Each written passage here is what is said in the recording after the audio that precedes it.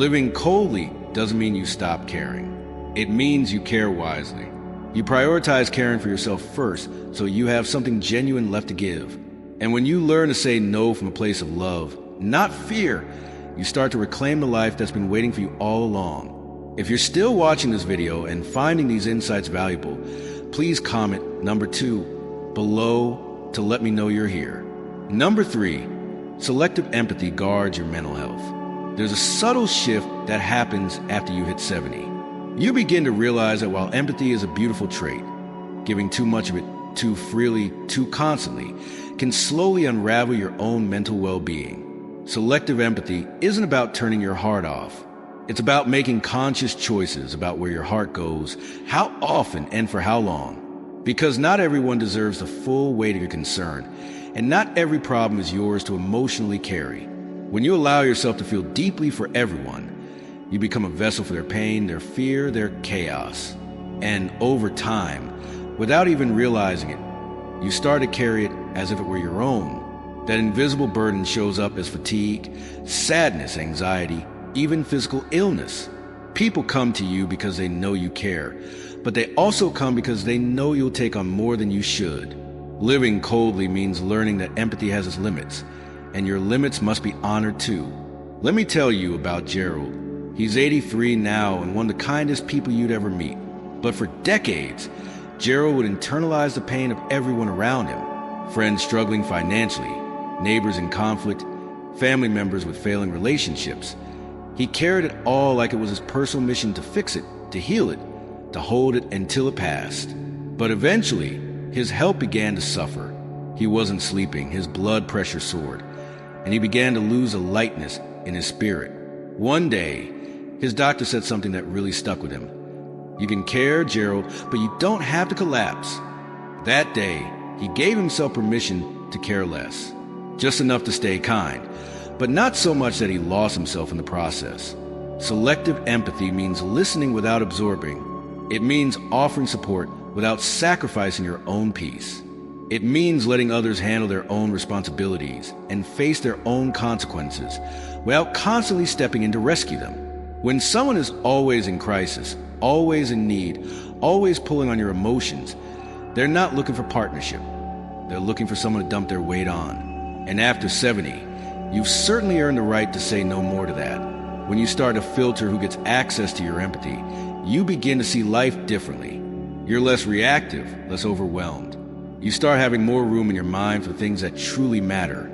Your health, your joy, your hobbies, your legacy, and those who genuinely care about you. You will understand your boundaries, not question them. There's a grace in this kind of coldness, a quiet, protective grace, because you're not shutting people out. You're keeping your mind clear, your emotions stable, and your spirit intact. You're giving yourself a space to be happy without constantly drowning in everyone else's sorrow. And that space, that's where your mental health begins to thrive again. Number 4, guarding your time reinforces self-worth. Time becomes truly sacred after 70. Every hour carries more weight. Every day feels more valuable. And every moment has the power to either lift you up or drain you completely. That's why one of the most important things you must stop giving away so easily is your time. Guarding your time isn't about being selfish. It's about finally understanding just how precious it really is. When you live coldly, you're not pushing people away. You're just no longer offering your precious hours to things or people that don't genuinely deserve them. Think about how often you've said yes to something, only to deeply regret it while it was actually happening. Sitting through conversations you didn't enjoy, running errands that weren't yours to begin with, attending gatherings that left you feeling more alone than connected. It's easy to fall into the trap of thinking that being overly generous with your time makes you a good person. But being intentional with your time, now that's what truly makes you a wise one. Take Helen, for instance. She's 78 and used to fill her calendar with every single invitation that came her way. Church meetings, family obligations, social clubs. She was always out, always involved. But she started noticing something at the end of those long, busy days. She didn't feel fulfilled. She felt utterly depleted. One day, she sat down with her planner and asked herself a simple, powerful question. What here actually brings me genuine joy? The answer, sadly, was not much. So she started saying no, consciously clearing space and choosing her moments with real care. These days, Helen's schedule is much lighter, but her spirit is so much fuller. Your time should truly reflect your values. It should nourish your body, your mind, your heart. If it's not doing those things, it's absolutely okay to step back. You don't have to explain yourself endlessly. You don't need anyone's permission. You don't owe your time to every call, every text, every favor, or every event that comes your way. People who truly respect you will understand that your hours matter, and they'll never make you feel guilty for guarding them fiercely. You also start to recognize which relationships are consistently one-sided. The people who only call when they need something. The ones who never ask how you're doing, but always expect you to listen intently to their own woes. When you guard your time, you shine a bright light on what's been quietly draining you. And once you see it clearly, it becomes impossible to go back to the old ways. There's a profound peace in a quiet day with no obligations. There's deep healing in choosing how to spend your morning instead of letting someone else's needs dictate it. When you stop letting others consume your time so freely, you begin to reclaim your inherent worth. Because every time you confidently say, "I'm not available for that," what you're really saying loud and clear is, "I deeply value myself and my precious time." If you're still watching this video and finding these insights valuable, please comment number 4 below to let me know you're with me. Number 5, saying no protects your personal boundaries. There's a certain kind of strength that comes with age, not necessarily in the physical body, but deep within the spirit. And one of the clearest signs of that inner strength is the unwavering ability to say no firmly, kindly, and without a shred of guilt. After 70, your personal boundaries become more than just simple preferences. They transform into vital shields. Shields that guard your precious peace, your inherent dignity, and your fundamental freedom to live your life entirely on your own terms. Living coldly in this context means truly understanding that protecting your personal space isn't rude or unkind. It's absolutely essential for your well-being. Far too many people mistakenly confuse simple kindness with constant availability. If you've always been dependable, always the one that others can consistently count on, then over time, you might have felt a slow, subtle erosion of your own needs and desires. You find yourself saying yes when every fiber of your being screams no. You agree to help out when your body is desperately begging you for rest. You silently tolerate behavior that clearly crosses your personal line, all in a misguided attempt to keep the peace. But peace that comes at the significant expense of your own well-being and established boundaries isn't true peace at all. It's often just quiet surrender. Let me tell you about Louis. He's 81 years young now, and for the vast majority of his life, he was what everyone lovingly called the rock of the family. Incredibly reliable, consistently calm, and almost always saying yes to any request that came his way. But over time, he started noticing a disheartening trend. His inherent generosity wasn't being appreciated. It was slowly morphing into an unspoken expectation. If he ever dared to decline an invitation or gently voice concern, people around would express genuine surprise, sometimes even mild offense. His own feelings and needs seemed to be consistently brushed aside. Then one day, Louis simply stopped answering calls that only ever came with a list of demands. He started saying no, even when he knew it might disappoint someone he cared about. And something truly incredible happened. He felt a profound sense of freedom. Not anger, not bitterness, just pure, unadulterated freedom.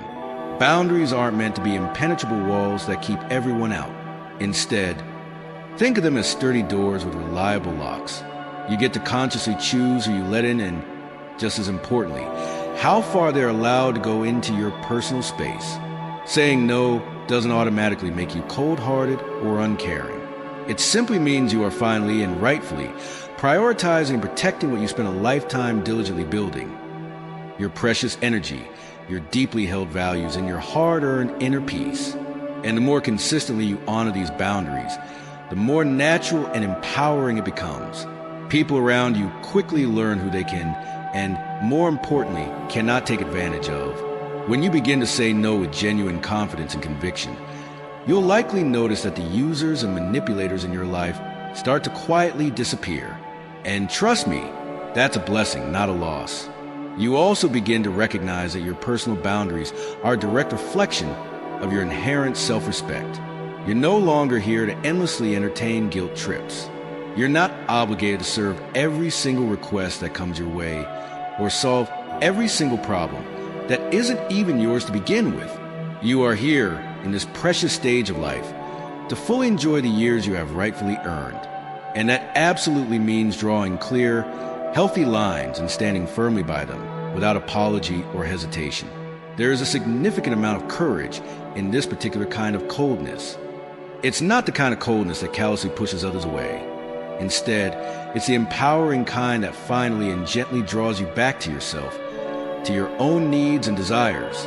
Because at this pivotal stage of life, actively protecting your personal boundaries isn't just a suggestion. It's absolutely essential for your continued well-being and survival. And every single time you consciously honor those vital boundaries, you reclaim another valuable piece of your own inherent power. Number 6, detaching from outcomes brings true peace. There's a quiet, profound kind of power that gently washes over you when you finally stop trying so desperately to control absolutely everything around you. After you reach the significant milestone of 70, one of the most truly freeing things you can actively do for yourself is to consciously let go of the deep-seated need to constantly manage how other people behave, how various situations ultimately unfold, or even how people react to the choices you bravely make in your own life. Living coldly, in this sense, isn't about cultivating a sense of indifference or not caring about what happens. Instead, it's about achieving a deeper level of emotional clarity and wisdom.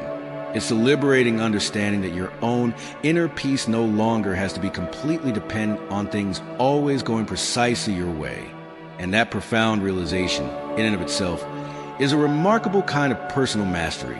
When we are younger, we tend to pour vast amounts of our precious energy into things that are fundamentally outside of our control. We tirelessly try to fix people who have absolutely no desire to change.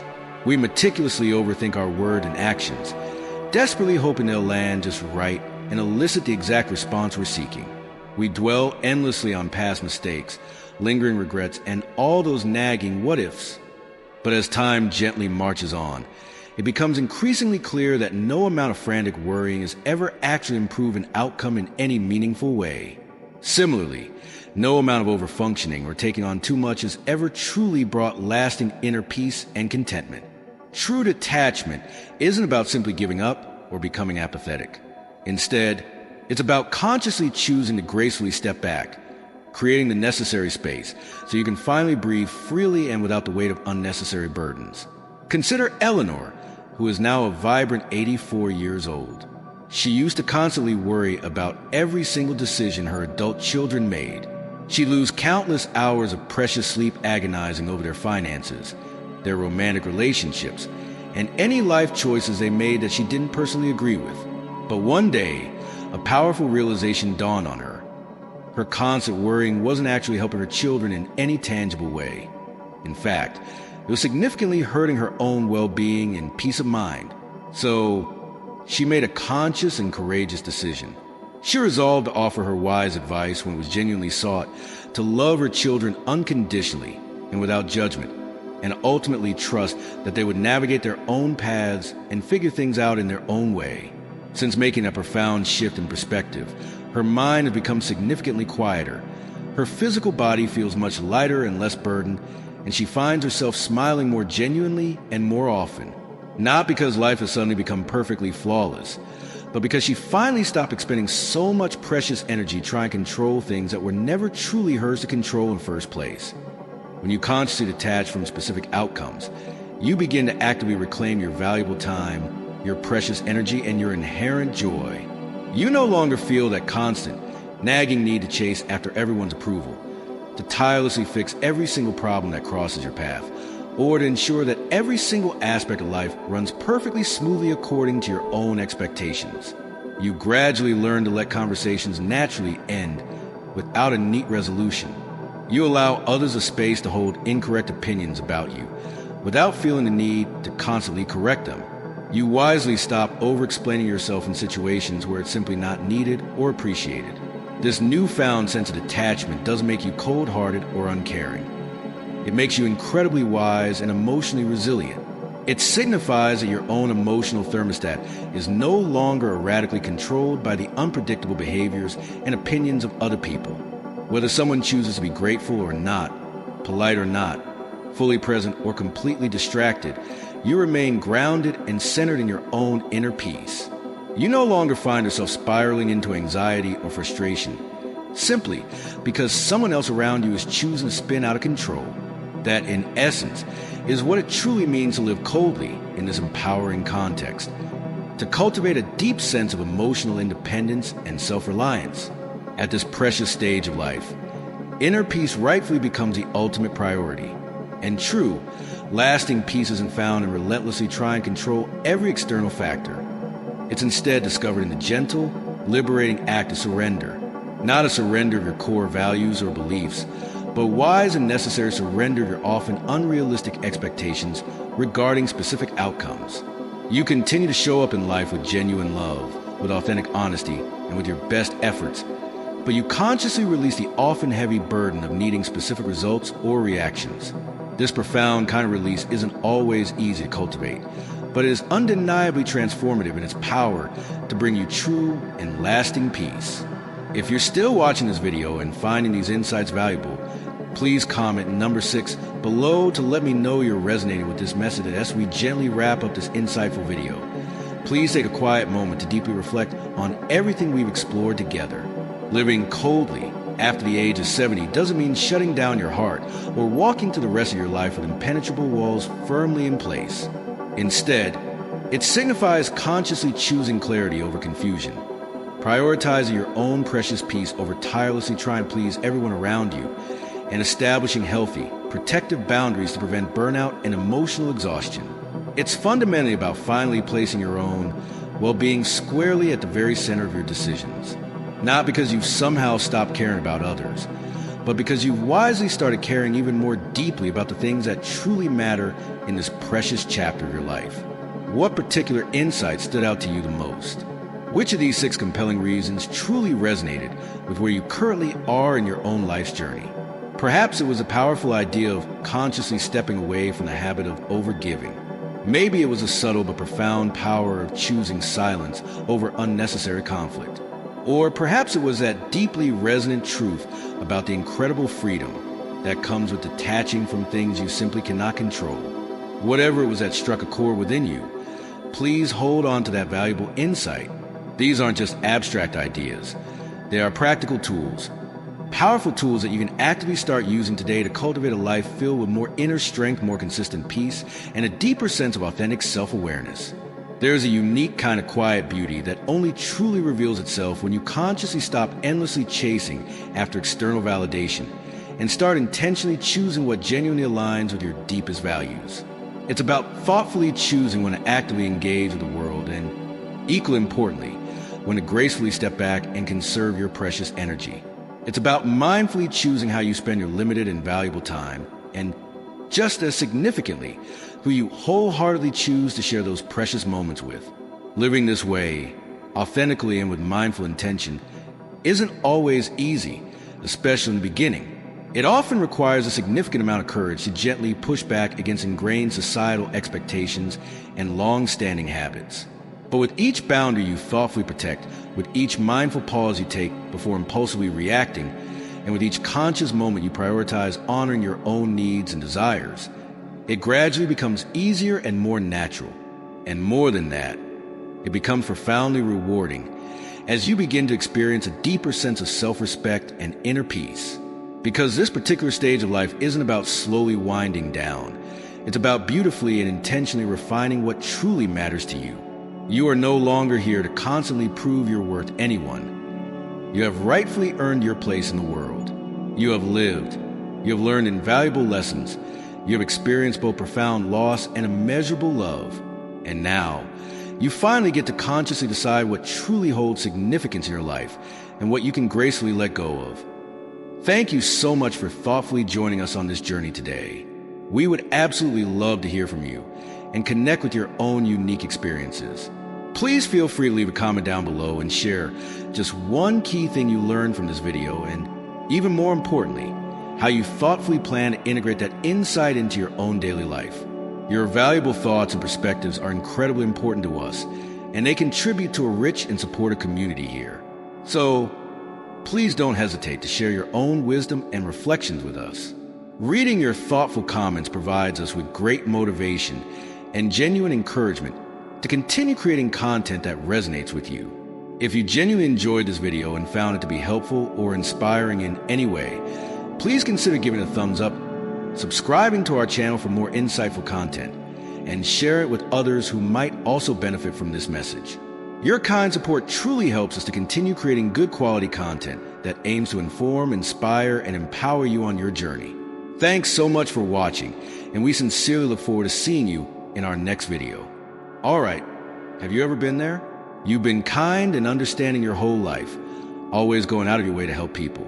Your heart's been warm, trying to brighten everyone's day. You've been patient, forgiving time and time again. But now, as you get older, it feels like you become one big target. Everyone expects something from you, seems to want to take advantage of your good nature.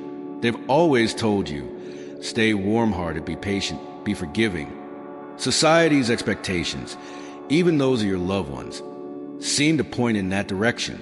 It felt like the way to be a good person, a loved person. But now, looking in the mirror, you see that warm heart of yours is tired.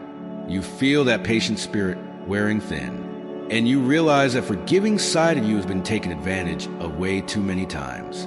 So what's the real deal? The truth is, if you don't learn a little colder, a little more detached, you'll end up just drained, manipulated, and exhausted. This isn't a threat, just a stark reality of life. Especially after a certain age, protecting your own peace comes down to being kinder to yourself. In this video, we're going to break down 6 strong reasons why living a bit colder after 70 isn't about being heartless, but the exact opposite. It's about protecting your own peace. These 6 key insights are based on a truth many of us discover later in life. Being overly giving, overly emotional, and saying yes to everything can slowly eat away at the life you've worked so hard to build. The lessons you'll hear aren't about completely shutting down your heart. Instead, they're about choosing wisely where and when you open it. It's about learning how to give without emptying yourself, how to care without being consumed, and how to remain kind without being used. Stick around until the very end, because the second to last point might just completely shift how you see the rest of your life. It's something most folks don't realize until it's way too late. And once you get it, you'll wish someone had told you sooner. So, shall we get started? Number 1, emotional detachment protects your peace. As you get on in years, your peace becomes more precious than just about anything else. And one of the best ways to guard it is by slowly letting go of the emotional entanglements that once felt so necessary. Emotional detachment doesn't mean you stop caring. It means you start choosing where you direct your care and attention. After 70, not every argument deserves your energy. Not every family conflict needs your intervention. Not every unkind word needs a response. You've earned the right to keep your heart from being pulled in every single direction, especially by people who expect more from you than they're willing to give in return. Sometimes we confuse love with obligation, but real love doesn't ask you to lose sleep over someone else's chaos. It doesn't demand that you fix what was never your responsibility in the first place. When you start to detach emotionally, what you're really doing is drawing a quiet line between what affects you and what doesn't. And that line becomes a boundary that safeguards your sanity. You can still care about someone without absorbing their pain. You can listen without feeling obligated to offer a solution. You can be present without ending up completely drained. Take Robert, for example. He's 81 now, and he used to be the emotional rock for his whole extended family. If there was an issue, a disagreement, hurt feelings, a missed birthday, you name it, he was the first one they called. For years, he'd jump right in, try to mediate, try to smooth things over, try to make everyone happy. But he started to realize his own days were getting shorter, and yet so much of his energy was being spent on problems that weren't even his to begin with. These days, Robert listens, but he doesn't jump in to fix things. He offers support, but he doesn't chase after people. And by doing this, he's found a peace that had been missing for decades. Living with emotional detachment means accepting that not every battle is yours to fight. It means walking away from drama, even when you get an invitation. It means choosing silence over stress, distance over potential damage. When you live this way, people might say you become cold, but what they really mean is that you've stopped being convenient. You've stopped being a sponge for their emotions and started being a protector of your own. And that shift, that's where true freedom begins. Because when you stop carrying everyone else's emotional baggage, your own path gets lighter, your mornings feel calmer, your nights grow quieter. And that peace, the kind that doesn't shake with every text or tremble with every phone call, is worth absolutely everything. Number 2, saying no without guilt preserves your energy. After 70, your time and energy aren't just valuable, they're sacred. And one of the strongest forms of self-respect you can practice is the ability to say no without drowning in a sea of guilt. For decades, many of us were trained to be agreeable, to accommodate, to say yes even when our gut was screaming no. But that kind of living leaves you feeling tired, used up, and quietly resentful. Living coldly means knowing that you're no longer here to be everything for everyone. And that's not selfish, that's survival. Every single time you say yes to something you don't want to do, you're saying no to something you actually do want, like rest, peace, or just the simple pleasure of doing absolutely nothing. You have a limited number of days left, and you get to choose how you spend them. You don't owe your time to every invitation that comes your way. You don't owe your attention to every request. And you certainly don't owe your precious energy to people who don't appreciate it. Think about Sandra, who's 76. She spent most of her adult life as the yes person in her family.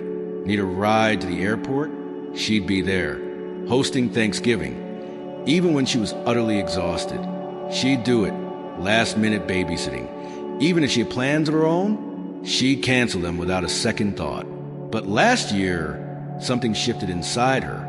She began to understand that always saying yes had quietly stolen years of her joy. Now, Sandra says no. And she says it kindly, firmly, and without feeling the need to explain herself. And you know what happened? The world kept spinning. The people who genuinely cared adapted. And she finally got some peace. You don't need a reason to say no. You don't need to justify, over-explain, or soften your boundaries just so others feel more comfortable. The folks who truly love and respect you won't need a detailed excuse. They'll understand. And the ones who don't, well, they've been benefiting from your lack of boundaries for far too long. There's a quiet kind of strength in a simple no, not a cold shoulder, not a bitter refusal, but a clear, steady, unapologetic no. That strength builds a life with space. Space for rest, reflection, joy, and good health. When you stop feeling guilty for protecting yourself, your energy starts to return. You find yourself waking up with less tension, go to bed with fewer regrets, and filling your days with things that nourish you, not just others.